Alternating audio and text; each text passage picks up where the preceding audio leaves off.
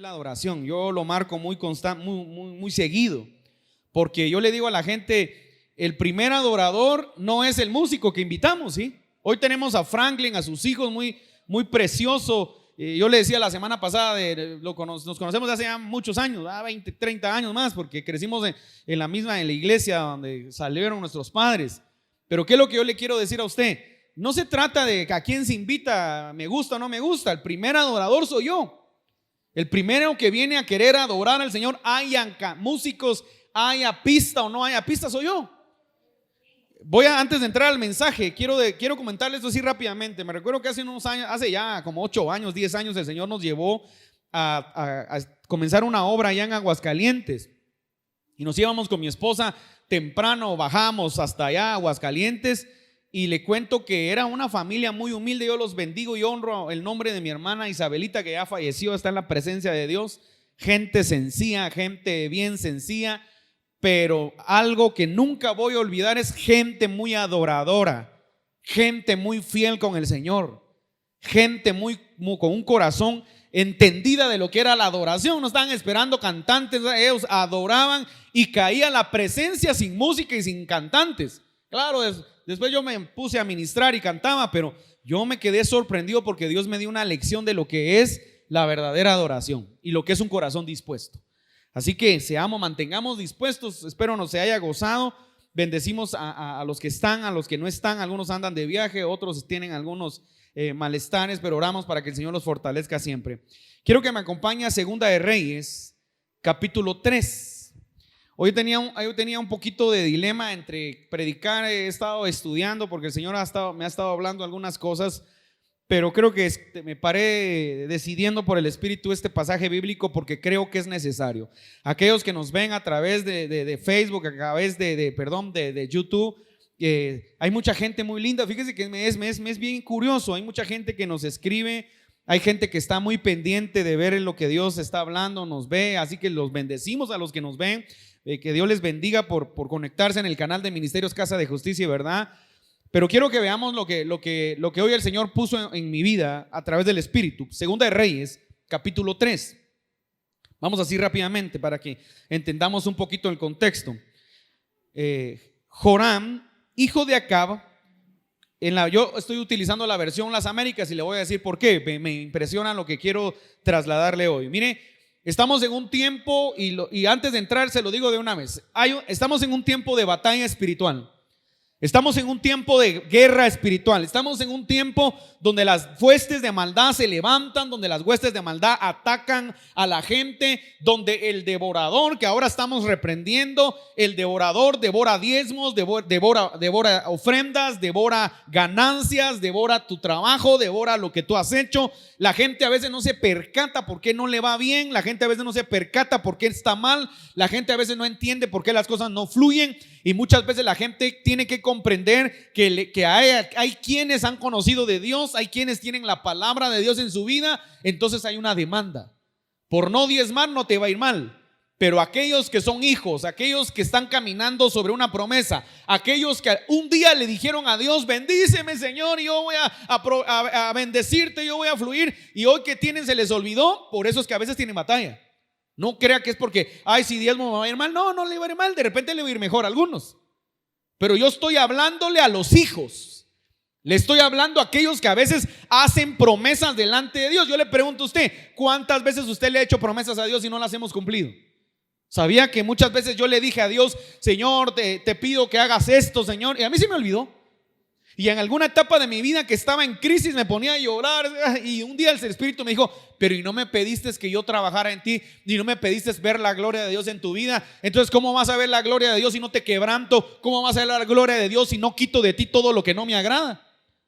Pero en aquel tiempo a mí se me había olvidado, porque cuando cae la unción entramos en un nivel de emoción, y a veces le ofrecemos a Dios lo que nunca cumplimos. Le prometemos a Dios lo que nunca llegamos a alcanzar, no porque Dios no lo dé, sino porque se me olvidó. Hablo lo que no entiendo, y luego cuando Dios nos demanda no me recuerdo que yo lo hablé. No sé si me explico.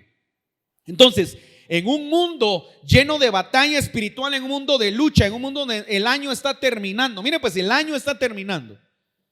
Y estamos en la recta final del año y hay gente que ya está preocupada. Me voy a ir global porque he estado ministrando gente, empresarios que están en una crisis. Empresarios que están preocupados porque tienen que pagar IVA, tienen que pagar bono 14, tiene aguinaldo de la cosa, tienen que pagar un montón de cosas y ya están afanados, ya están turbados, ya están preocupados. Otros ya están pensando en el colegio del hijo del otro año y apenas están terminando de pagar el de este año. Y otros ni siquiera han podido pagarlo el de este año. No sé si me explico. Estoy hablando general, global. Y otros que van caminando, que van viendo la mano de Dios, aunque están bien, están afanados por el otro año para ver, ojalá me vaya mejor el otro año. ¿Me explico? Entonces, constantemente nuestra vida es una vida de afán, es una vida agitada, es una vida de correr. Ahora quiero que entiendan lo que la palabra de Dios nos quiere hablar esta mañana. Joram, hijo de Acab, segunda de Reyes, capítulo 3, verso 1. Comenzó a reinar sobre Israel en Samaria en el año 18 de Josafat, rey de Judá, y reinó 12 años. E hizo lo malo ante los ojos del Señor, aunque no como su padre y su madre, pues quitó el pilar sagrado de Baal que su padre había hecho. Sin embargo, se aferró a los pecados de Jeroboam, hijo de Nabat, con lo que hizo pecar a Israel, y no se apartó de ellos. Y Mesa, rey de Moab, era criador de ovejas y pagaba al rey de Israel 100,000 corderos y la lana de 100,000 carneros. Pero sucedió que cuando Acab murió, el rey de Moab se rebeló contra el rey de Israel. Y aquel mismo día el rey Joram salió de Samaria y alistó a todo Israel. Entonces fue y envió palabra a Josafat, rey de Judá. Recuérdese que Israel, recuérdese que el reinado de David y de Salomón fueron dos reinados muy particulares, ¿sí? Una de las características de David es que David fue el único rey que logró unir a Judá y a Israel, al reino del sur y al reino del norte, ¿sí? Entonces, mientras reinó David más de 40 años, 41, 42 años creo que reinó David, o 40, dice la Biblia que unió a los dos, a Israel y a Judá. Las 12 tribus se mantuvieron juntas en el reinado de David. Pero luego cuando muere David, muere Salomón y luego empiezan los hijos, empezamos a ver la historia, se dividen los reinos, el reino del sur y el reino del norte, Judá y Israel, ¿sí? Entonces dice la palabra, entonces fue y envió palabra a Josafat, rey de Judá, diciendo, el rey de Moab se ha rebelado contra mí, ¿irás conmigo a pelear contra Moab? Y él respondió, subiré.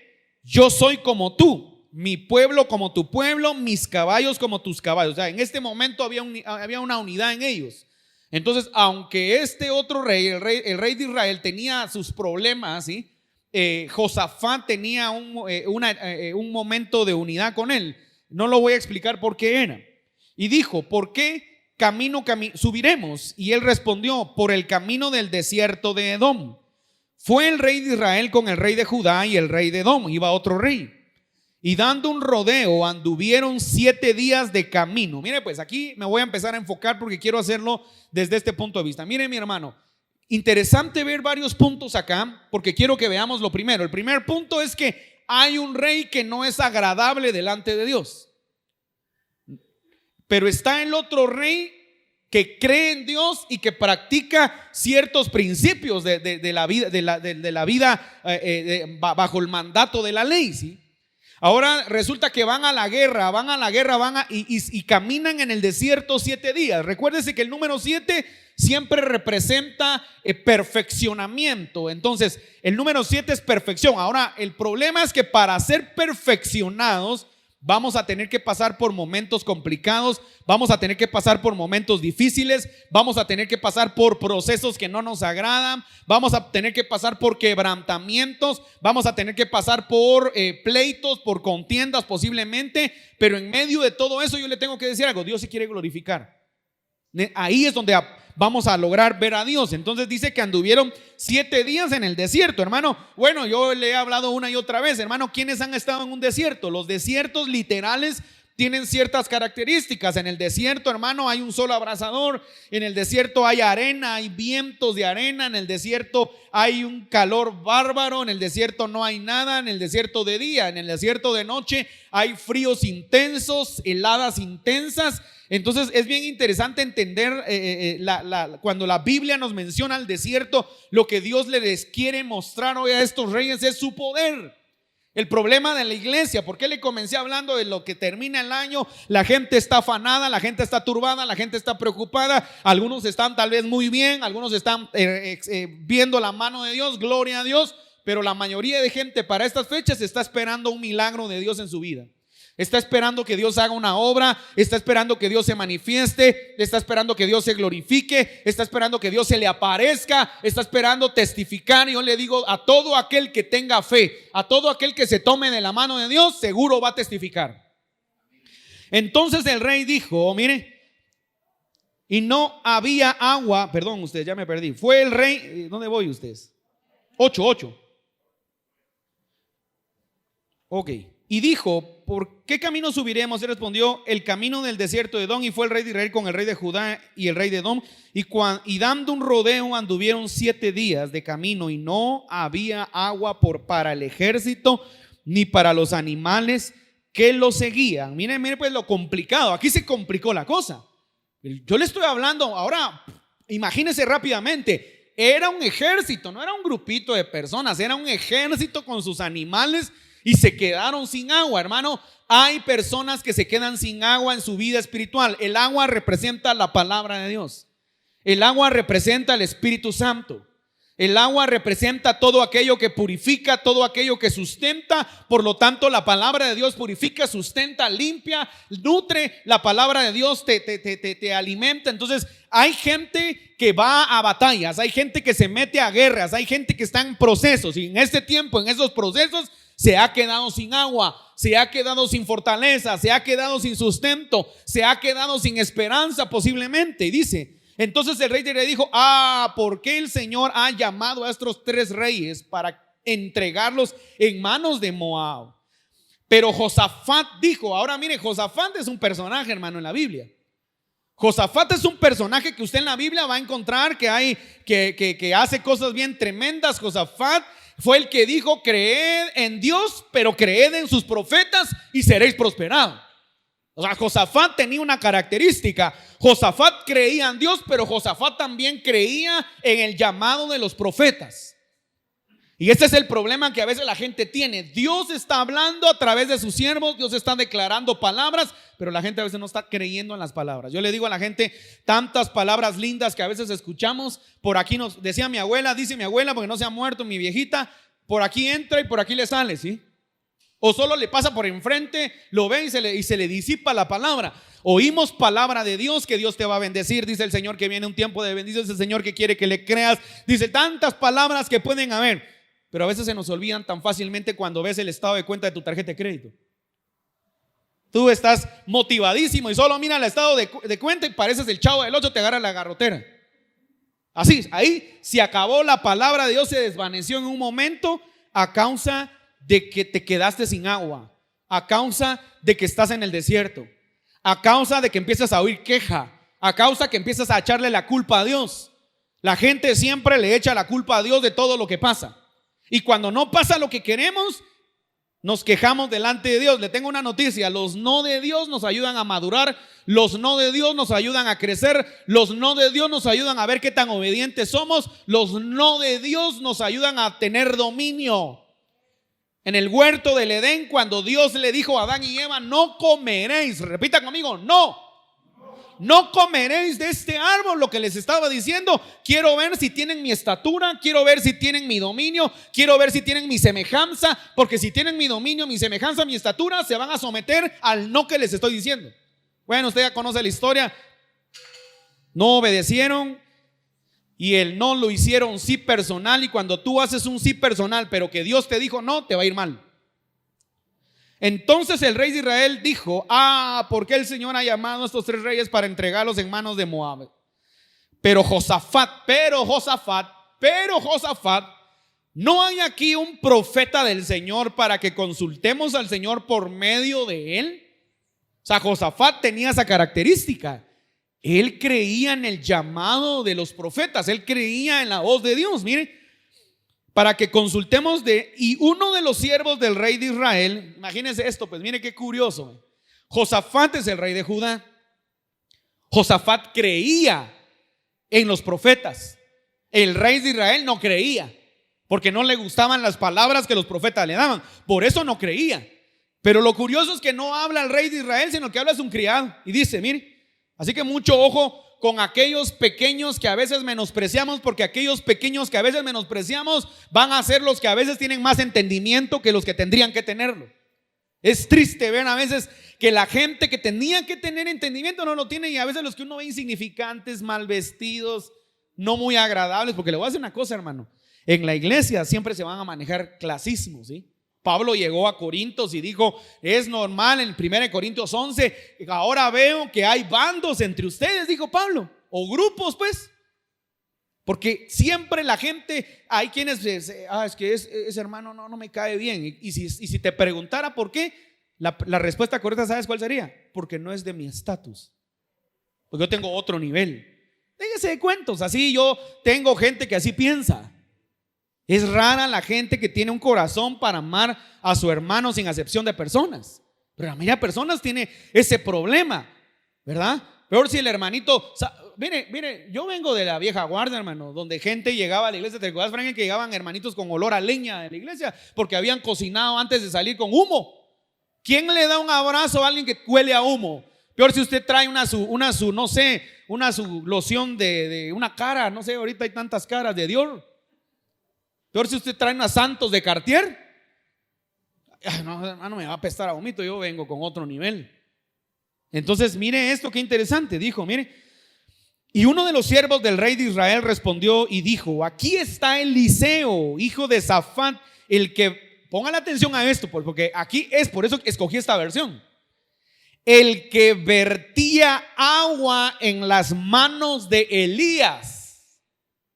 Me llamó la atención la versión Las Américas, porque en la versión Reina Valera no lo dice de esa manera, pero en la versión Las Américas dice el que vertía agua en las manos de Elías. Ojo pues, porque la palabra de Dios se hace viva en tu vida. Por eso Jesucristo, cuando se acercó con aquella mujer samaritana, ¿se recuerda la samaritana? La samaritana, hermano, era una mujer coqueta, era una mujer cusca, le decimos acá en Guatemala, ¿verdad? No sé qué significa eso en otro país, espero no sea una mala palabra. ¿Cómo es que dice mi mamá? Una mujer bisbirinda, ¿sí? Había tenido como 5 maridos y el que tenía ya no era ni su marido original. Y cuando ve a nuestro maestro, cuando ve a Jesús, le coquetea. Y le dice Jesús, ven, llama a tu marido. No tengo marido. No, ahora voy a regresar, rebobinar unos 20, 30 años cuando usted no estaba casado y andaba conquistando muchachas o muchachos. Y no se le acercó alguna vez a alguien que le dijo, ¿y tú tienes novio o tienes novia? Y usted nos hacía el quita aunque tuviera ahí algún suapulismado. Es que este está más guapo. No, yo no tengo. ¿Verdad? Como para decir, este está mejor que el que tengo. Si este me entra, mejor corto a la otra. Algo así, le hago la alegoría. La mujer le dijo, no tengo marido. Bien has dicho, le dijo Jesús. Creo que eran 7, ya se me olvidó, porque 7 maridos has tenido y el que tienes tampoco es tu marido. Ay, Jesús, me parece que eres profeta. Ahí la mujer identificó que el discernimiento que tenía Jesús no era normal. Ahora, lo interesante de ese pasaje es que Jesús le dice, mujer, te lo parafraseo de esta manera, mujer, el agua que yo te voy a dar, el agua que yo te doy a beber es un agua, dice, que jamás se volverá a agotar en tu vida. Es un agua que creará ríos que salten para vida eterna. Eso fue lo que le dijo Jesús a la mujer. Ahora vemos nosotros, Eliseo, dice la palabra que el criado identificó a Eliseo porque dice que dijo, es el que vertía agua, mire otra vez, en las manos. Repita conmigo, manos, obras. Nuestras manos representan las obras, ¿sí? Ahora yo le pregunto a usted en esta hermosa mañana, ¿cómo están sus obras, hermano? ¿Cómo están sus obras delante de Dios? Ahora mire qué interesante es esto.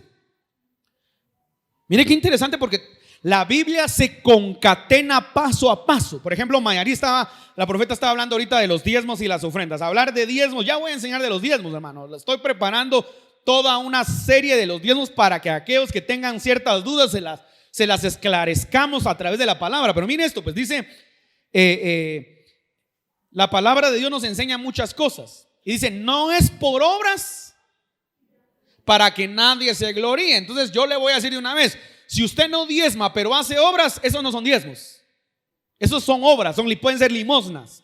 Y las limosnas no tienen el mismo efecto que el diezmo. Así que no se va a confundir nadie, porque yo he oído gente que se confunde. No, hermanos, como yo llevo ayuda. No, eso es una limosna, hermano.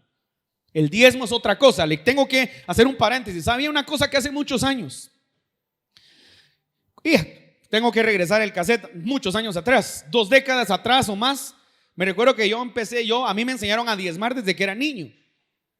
Pero cuando ya me tocó diezmar, ya de verdad, así de mi ganancia, yo me recuerdo que yo lo empecé a hacer sin ningún problema. Pero en una vez me quiso atacar Satanás, que Dios lo reprenda, y me metió porque yo ganaba tanto que yo le llevaba los fardos de dinero así a mi pastor, al pastor Nico. Y ya me abrazaba, atrevas que así era, bueno, cuentero, hermano Pablito, así, porque, claro, hermano Pablito, porque le estaba soltando pero lo amaba a mi pastor. Ya murió el viejito. Lo que le quiero decir es, pero una vez se me metió un poquito, ya el enemigo me quiso atacar porque de repente un día alguien me dijo, y todo eso le das al pastor. Entonces el enemigo te toca. Y dije, tiene razón, dije yo. Mejor voy a hacer obras, dije yo. Voy a ir a darle, no sé, a los pobres, voy a ir a darle a algún hermano. Bueno, la cosa es que yo entré en ese estado. ¿Sabe qué? Me agarró el Señor a chicotazo. A mí se me reveló el Señor y me dijo, los diezmos son los diezmos. Y otro día voy a enseñar de eso, porque no le voy a decir todo lo que Dios me dijo. Solo le voy a decir, los diezmos son generacionales. Los diezmos establecen, me dijo el Señor, bendiciones perpetuas. Los diezmos, me dijo el Señor, es para tus hijos que ahora no tienes. Tus limosnas y tus ofrendas y tus regalos para la gente, eso es aparte, me dijo el Señor. O lo haces o te voy a dar una lección. No, mejor rápido, no, Señor, no necesito lecciones. Como dijo el hermano Jorgito, ¿va? No más procesos, ¿va, hermano Jorgito? Mejor me pongo vivo. ¿Querés un diezmo extra? Te lo doy también. Le lo estoy resumiendo porque fue una enseñanza que el Señor me dio. Ahora, ¿por qué le estoy hablando de esto? Porque muchas veces, hermano, la gente no entiende por qué está pasando por procesos. Entonces yo le digo, por ejemplo, un día llegó un pastor. Estoy hablando a nivel ya pastoral. Ya no estoy hablando, si quiere usted, a nivel alguien que está comenzando a llegar a la iglesia. Y me dijo, hermano, mira, estoy pasando una etapa difícil y esto y el otro, que no sé qué, que no sé cuánto.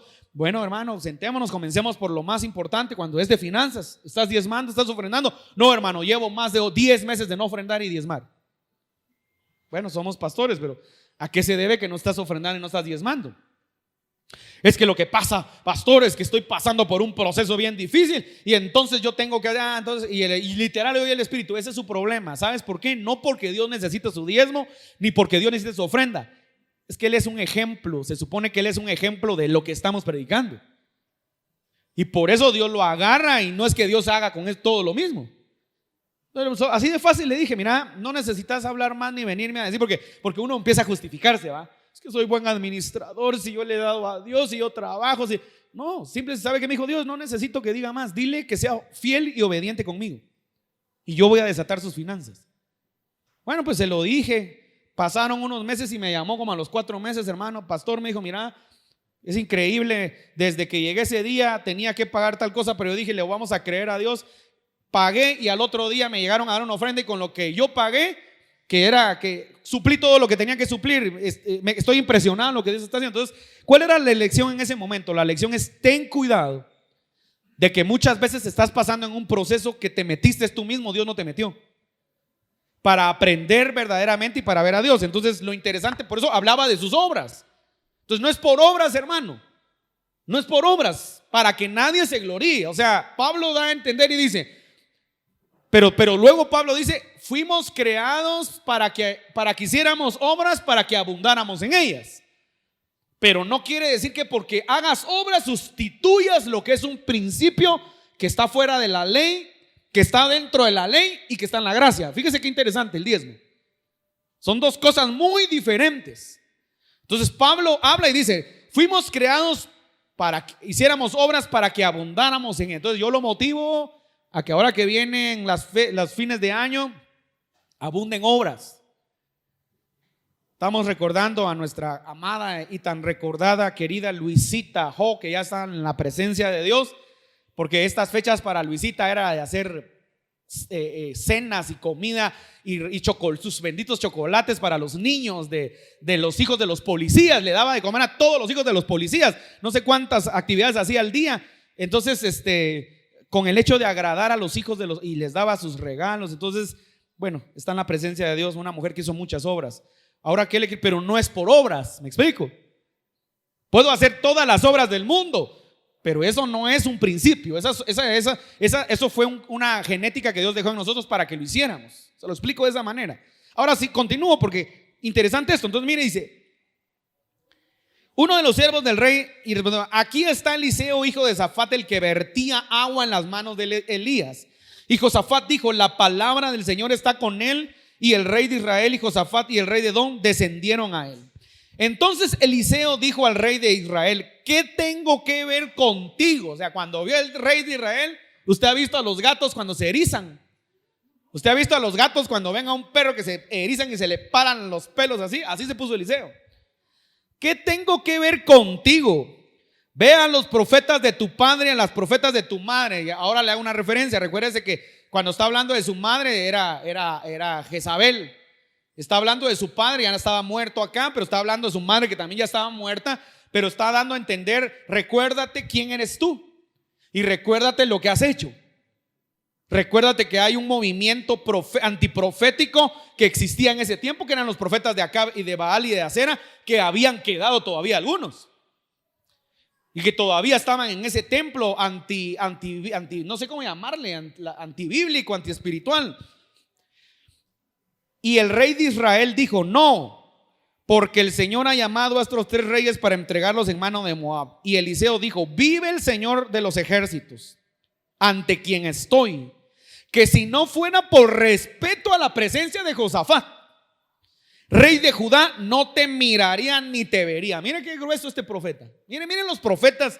Un profeta que no se vende ante los reyes, un profeta que no se vende ante ninguna deidad, un profeta que no se vende ante nadie que tenga mayor autoridad que la autoridad que Dios le ha dado. Se recuerda que Pedro dijo, cuando los golpearon, dijo: es mejor obedecer a Dios antes que a los hombres. Y dice: mas traedme un tañedor. Y sucedió, mire, mas traedme un tañedor. Y sucedió que mientras el tañedor tocaba, ahora venía a tocar aquí, Franklin, por favor, hazme un fondito así suave. Mas traedme ahora un tañedor. ¿Sabe qué dice la traducción al lenguaje actual? Traedme un músico. Y mientras el músico tocaba, mire, sucedió que mientras el tañedor tocaba, un poquito más bajo, Franklin, la mano del Señor vino sobre Eliseo.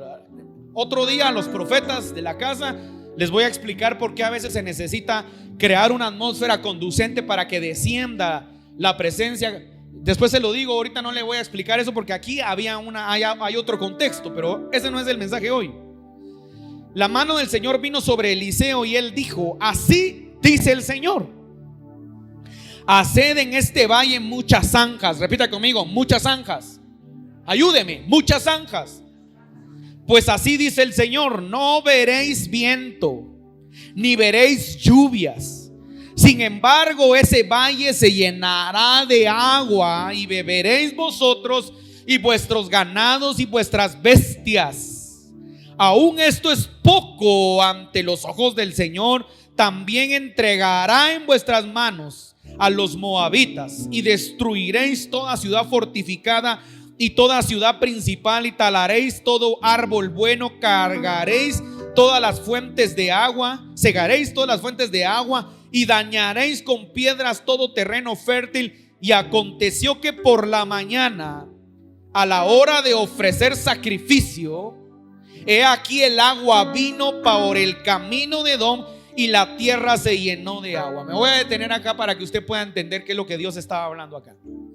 Póngale atención a esto, mi hermano, porque este es en este fin de año, este final de año, la recta final. Yo sé que hay gente que está esperando ver milagros en su vida. Yo sé que hay gente que está esperando ver la mano de Dios sobre su vida. Yo sé que hay gente que le está pidiendo a Dios cosas que a lo mejor usted dice: no, está muy imposible, pero voy a seguir creyendo al Señor. Tu sanidad, por ejemplo. tu salud, tu corazón, tu matrimonio, tu familia. A los que nos ven que tienen el matrimonio fragmentado, en la restauración de tu matrimonio, un hijo que está en una condición peligrosa, un hijo que está en rebeldía, un hijo que no quiere saber nada de Dios, un hijo que está pasando por una etapa mala. Hay tantas cosas que deseamos, hay tantas cosas que le pedimos a Dios. Entonces dice la palabra de Dios que el profeta Eliseo les dijo: estaban en el desierto, no había agua. Pero entonces les da una orden, y las órdenes de los profetas siempre son como órdenes inusuales. Son como órdenes fuera de la inteligencia humana. Son como hombres que son como órdenes torpes, órdenes que no encajan en nuestra mentalidad. Y entonces les manda a hacer zanjas. En Guatemala sí sabemos todo lo que es una zanja, ¿verdad? Para los que no entienden, en otro país le mandan a hacer hoyos, pues. Hoyos en línea recta.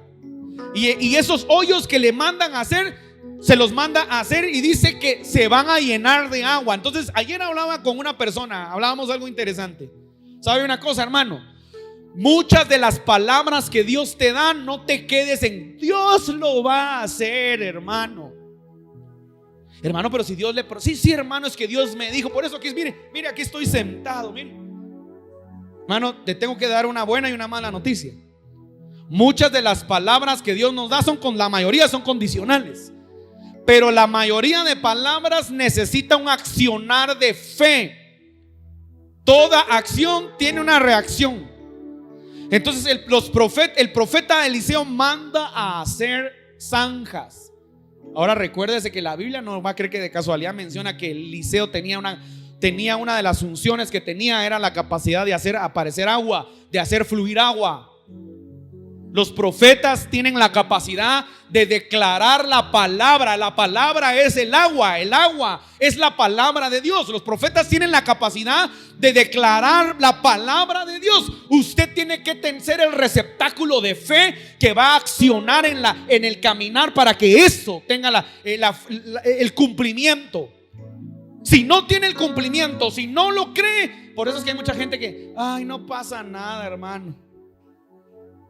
Y hay gente que dice: pastor, pero yo sí lo hice. Hermano, a veces no accionamos la fe. Entonces Eliseo le dice: haced en este valle muchas, repite conmigo, muchas, otra vez muchas zanjas.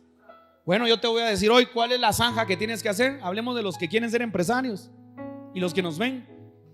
Gente que quiere ser empresaria y que le está pidiendo a Dios algo, pero no hace nada. Comience por algo, hermano. Comience por la mínima expresión de algo y Dios va a empezar a obrar y va a empezar a honrar el paso de fe que usted da. Empiece, no sé, a creerle al Señor. Si te gusta cocinar, pues empieza a cocinar. Te pongo un ejemplo, hermano, ¿verdad? Que tal vez encaja con algunos hermanos, no lo estoy diciendo por eso, solo se me viene ahorita. Si te gusta, yo no sé, cantar, pues comienza a tomar clases de canto. Si te gusta las manualidades y sueñas con un lugar con manualidad, empieza. Yo lo que te quiero decir, abre tu zanja y deja que el Señor haga la obra. La zanja también puede representar que tu mente se abra en fe y tú creas lo que el Señor verdaderamente ha declarado en tu vida. Es un problema en este tiempo cómo los cristianos pierden la credibilidad y la fe en Jesucristo. ¿Cuántas veces, cuántos se quejaron alguna vez? Así rápido. Fui al banco, había una tremenda cola, se acabó la hora, tenía que hacer unos pagos que se me olvidan los pagos, ni porque los anoto en el teléfono los hago. Y la cosa es que tenía que hacer ese pago porque lo tenía que hacer. Y cuando yo llego a la ventanilla, gracias a Dios, se acabó la hora a las 8 de la noche en punto. Y dice: vamos a dejar entrar, y entramos, hermano. Yo llevaba, porque era una transacción de varias boletas, hermano. Y cuando estoy ahí parado, la señorita con una actitud pésima, así que así, mire, así como quien dice: qué pereza lo que tengo que hacer con usted. Tenía una paz de Dios porque me dejaron entrar, ni me le puse coco ni le dije nada. Pero ¿sabe qué? Estuve tentado a decirle lo siguiente: oiga, pues, yo no sé cuántos, pero yo he estado ahí, así que por eso voy a hablar esto que le voy a decir. Hermano, yo estuve desempleado casi 5 años.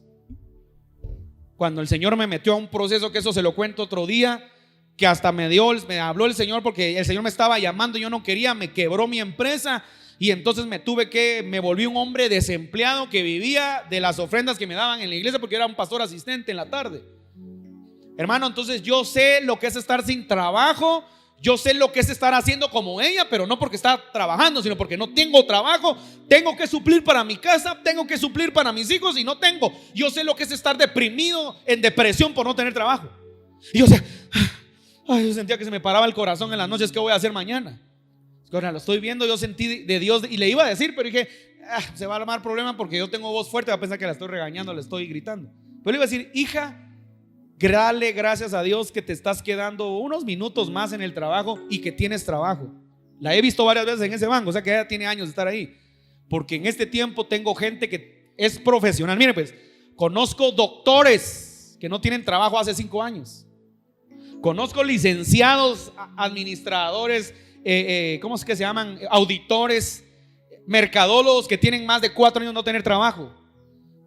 Abogados que no consiguen trabajo. Entonces yo le iba a decir, denle gracias a Dios, mamita, que está trabajando y que se está quedando un extra, porque hay mucha gente que no tiene trabajo y que así como usted hoy está así como como que dice, qué pereza. Hay otros que están en la casa pero siente que se les para el corazón porque tienen que pagar mañana la casa, el agua, la luz, pagar el colegio y no tienen para hacerlo. Pero usted que tiene, dele gracias a Dios. Pero me quedé callado. Entonces, ¿sabe qué? Hay gente que está en ese estado. Hay gente que está en una condición incorrecta. Hay gente que está en un momento difícil. Y Dios te dice, haz tu zanja. Y toma la palabra que Dios ha declarado, porque Dios se va a encargar de proveer para tu casa. Dios se va a encargar de proveer para tu familia. Dios va a cumplir la palabra. Yo le cuento esto a la gente, no por repetirlo, le cuento para que su fe se active a los que nos ven, hermano. Hace muchos años, hermano, que el Señor nos llamó, al fin obedecí al Señor. Y entonces me recuerdo que era fin de año, hermano. Me invitaron a predicar exactamente el 31 de diciembre. Me invitaron a predicar, eran como las 8 de la noche. Terminamos como a las 9, 10 de la noche. Y cuando yo voy, y yo tenía que pagar al otro día, a los 2 días de enero, tenía que pagar como 8,000, 10,000 quetzales del colegio de mis hijos. Y no tenía, pero ni siquiera 1,000 quetzales. Y entonces yo iba en el carro y el Señor me había dicho, escuche pues, porque viene por una palabra que Dios da. Yo voy a proveer lo que tú necesitas para tu casa. Y entonces me fui a predicar y no le voy a mentir, vive Jehová que yo nunca hago eso. Pero yo terminé y me dieron un sobre, hermano, y me fui al baño. Y cuando vi, hermano, mejor ni le digo cuánto era, porque ni siquiera era la milésima de lo que necesitaba. Y me sentí muy mal delante de Dios, ¿sí? Me sentí tan mal que dije en un momento, Señor, no cumpliste lo que dijiste, porque es 31 y van a ser las 12 de la noche en unos minutos y tú no cumpliste lo que me dijiste. Y me subí y la gente, así como la gente, ¿verdad? Profeta, ¿puede orar por mí? Y oré enojado, ¿sí? Así como que solo me sacan virtud. Así digo que se sentía Jesús, fíjese. Y malagradecido. Entonces yo estaba peleando con Dios. No con Dios, estaba peleando conmigo mismo, con mi fe. Me recuerdo que oré por unas personas y ya cuando casi nos íbamos, cuando tú ya no tienes ganas de hacer nada, yo estaba molesto. Le dije a mi esposo, vámonos de aquí, mi amor, vámonos. Yo estaba mal, yo estaba descompuesto, ¿sí? No pensando qué voy a hacer, sino, Dios, tú no cumpliste lo que dijiste. Se acerca una hermana, hermano, y nos dice, vengan para acá, pastor, no se vayan. Hace días yo quería bendecirlos y no he podido bendecirlos. Y se saca un sobre y se lo da a mi esposa. Entonces yo vengo, bueno, hermana, no te preocupes, te bendigo, oré. Y nos fuimos, subí al carro, me fui, me agarré el carro, me salí y dije, vámonos a la casa, vamos a comer por lo menos pavo. ¿Y sabe qué pasó? Cuando íbamos en el carro, yo iba así, yo iba con Dios, iba hablando, callado. Mi esposa se me quedaba viendo, yo callado. Señor, tú no cumpliste, tú me dijiste que ibas a cumplir, tú dijiste que lo ibas a hacer, Señor, tú dijiste. Y mira lo que me dieron de ofrenda, era lo último, el día se acabó. Y oí la voz de Dios y me dijo, el día no se acaba. Ve tu reloj. Y cuando veo el reloj, las 10, casi las 10:30 de la noche. Faltan 2 horas para que el día se acabe, el año se acabe. Y mi esposa me dice, mi amor, aquí está este sobre, junto con el otro. Juntalo, le dije así enojado. ¿Querés que mire cuánto? Mira, le dije. Y de verdad yo estaba mal, yo estaba mal. ¿Qué cree usted? Así se lo resumo. Cuando mi esposa abre y saca el cheque, ¿de cuánto cree que era el cheque? Se lo voy a decir solo para que usted entienda. El cheque era de 11,000 quetzales. Y cuando yo miro eso, hermano, yo me quiebro y empiezo a llorar. Pero no porque me dio el dinero, Señor, perdóname, soy un imbécil. Así le dije, soy un tonto, Señor, porque no te creí. Perdóname porque tú diste la palabra y yo no te creí. De verdad, hermano, yo le estaba pidiendo perdón a Dios. A mí no me interesaba el dinero. Perdóname, Señor, porque no te creí. Perdóname, hermano, yo no dejaba de llorar. Y tal vez mi esposa pensaba que era por el dinero. Era porque, Señor, perdóname, son las 10:30 y tú cumpliste lo que dijiste, Señor, perdóname. Entonces a veces nosotros no entendemos la palabra que Dios nos está dando y dejamos de creer en Dios, y por eso pasamos lo que tenemos que pasar. Nos quebrantan, sufrimos más por no haberle creído a Dios, por no haber hecho nuestra zanja, por no haber abierto nuestro corazón, por no haber mantenido fiel nuestra fe, por no haber sido constantes, hermano. Dios nunca va a dejar de cumplir lo que Él declaró sobre tu vida. Dios nunca va a dejar de cumplir lo que Él declaró sobre tu casa. Dios nunca va a dejar de cumplir lo que Él declaró para tus hijos. Tus hijos, dice la Biblia, nuestros hijos son saetas en la aljaba de Dios. Lo que Dios dijo de tus hijos, Él lo va a cumplir. Él lo va a cumplir. Él lo va a cumplir. Y entonces la palabra de Dios nos enseña. Mire, no voy a continuar porque no es solo quiero que leamos esto. Y todos los moabitas oyeron que los reyes habían subido a pelear contra ellos, y convocaron a todos, desde los que podían ceñir armadura para arriba, y se pusieron en la frontera.